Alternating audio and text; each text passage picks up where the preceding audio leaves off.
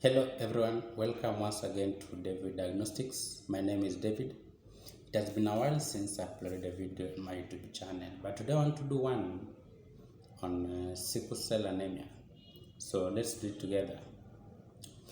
Sickle cell anemia, this is a hereditary red blood cell disorder in which the abnormal hemoglobin S synthesis is formed by substitution of valine for glutamic acid at position 6 of beta chains of hemoglobin molecule. Usually this abnormal hemoglobin S is insoluble, unstable, and readily oxidizes under reduced oxygen tension. This results to distortion of red cells, hence they become C-shaped or sickled.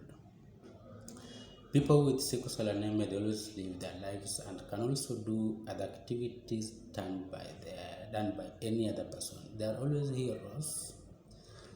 So usually the red blood cells, they contain hemoglobin. Hemoglobin is a protein that helps carry oxygen to all parts of the body. The healthy red cells are always round or concave and can pass through the small blood vessels to carry oxygen to all parts of the body. This abnormal hemoglobin S usually causes these normal red cells or these healthy red cells to become sticky, hard, and even block the blood flow, hence causing painful crisis and any other complication associated with the condition. The sickle cells, they don't survive longer, they die early, and this causes constant shortage of red blood cells. The sickle cell anemia exists in two forms, that is sickle cell disease and sickle cell trait. In sickle cell disease, the gene for hemoglobin S synthesis is always inherited from both parents. Clinically, this presents with severe hemolytic anemia, precipitated by, or this severe hemolytic anemia can be punctuated by painful crisis, which is always precipitated by factors like infection, dehydration, and reduced oxygen tension. In a sickle cell trait, the gene for hemoglobin S synthesis is always inherited from one parent, and people with sickle cell trait do not have the severe forms or the severe symptoms of sickle cell disease, but can pass on the trait to the next generation or to their children. And how is the sickle cell trait inherited? For example, if both parents have sickle cell trait, then there is 50% chance of any of their child having a sickle cell trait or sickle cell carrier. Such children, they always don't have the severe symptoms of sickle cell disease, but can pass on the trait to the next generation.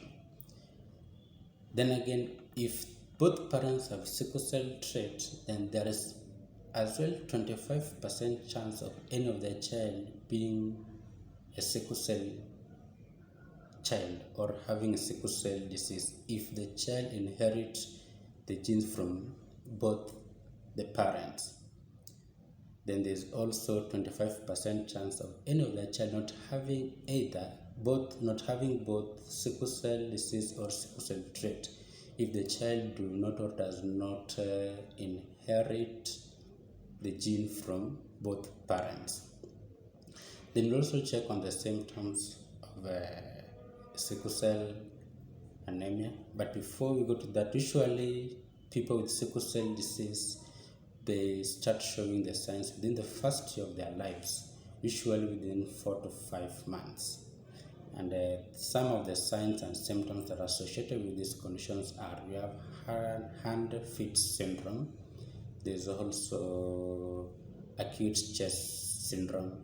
There's anemia. There's always persistent or constant fever. There is also, I think I've talked of painful crisis. Then, So on the signs I've said, we have the hand-foot syndrome, we have painful crisis, we have acute chest syndrome, we have anaemia and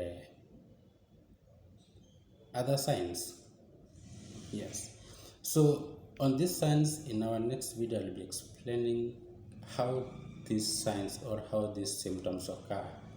And in that video, I also do the tests that are done to confirm for the condition, and also how to manage the painful crisis during or painful crisis associated with this condition.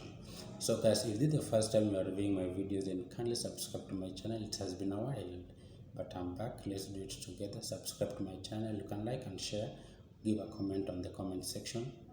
Response always come. So have a nice day and enjoy your time. Thank you.